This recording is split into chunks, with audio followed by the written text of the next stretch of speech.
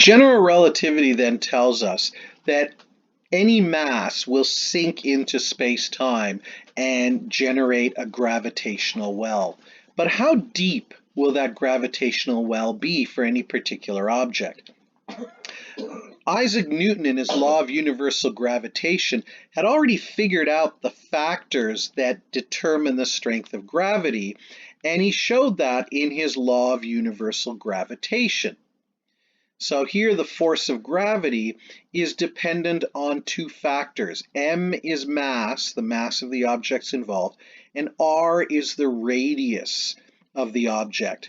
So there is actually a direct relationship between the force of gravity, the strength of gravity, or as we now understand, the depth of the gravitational well, to the mass of the objects that are producing those gravitational wells.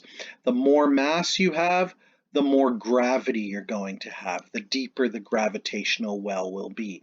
And that makes sense even from a Newtonian perspective, because if gravity is a mysterious force that's generated by matter, then the more matter you have, the more gravitational force you're going to generate. But more surprising is this inverse relationship between the strength of gravity and its radius. In this case, it's not just the radius, it's the square of the radius, which means that the size has a really big effect on gravity, but it's an inverse effect. The smaller the size becomes, the much greater gravity the object becomes. From a Newtonian perspective, from an Einsteinian perspective, the smaller the size, the deeper the gravitational well that's produced. Why should that be? Why should the size of the object actually affect the strength of its gravity? Well, this is one of the things Newton had no explanation for, but from the perspective of general relativity, we can understand that. So here we have the Earth, and the Earth has sunk into space-time to create a gravitational well of a particular depth. How deep that depth is, how deep that well is, obviously depends on the mass of the Earth. The more the mass, the deeper it sinks. So we have the mass of the Earth, but it also depends on the size of the Earth. And why should that be? Well, an analogy to explain this is snowshoes.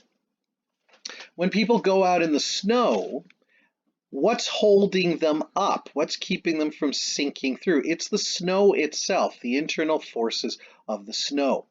And if you go out onto snow and you're wearing just your boots, then all the force of gravity pulling you downwards is concentrated on the area of your boots, and only the snow that's directly under your boots can counter that gravity and hold you up.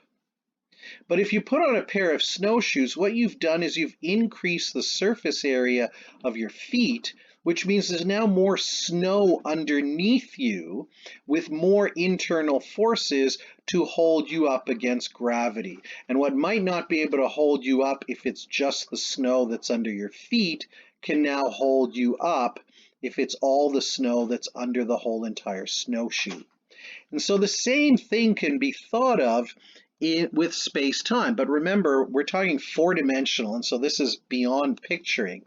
But the idea we can grasp that the Earth sinks in a certain amount, space-time is resisting that sinking, and the more area, four-dimensional area this matter has, the more space-time is underneath it to support it.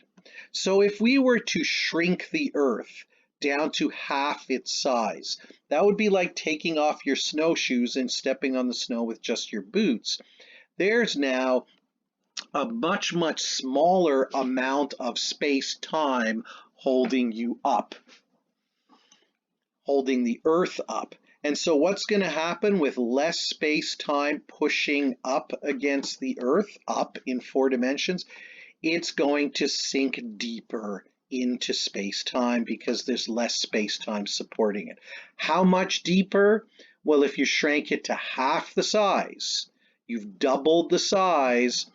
With the square here, you're going to sink 4 times as deep into space-time.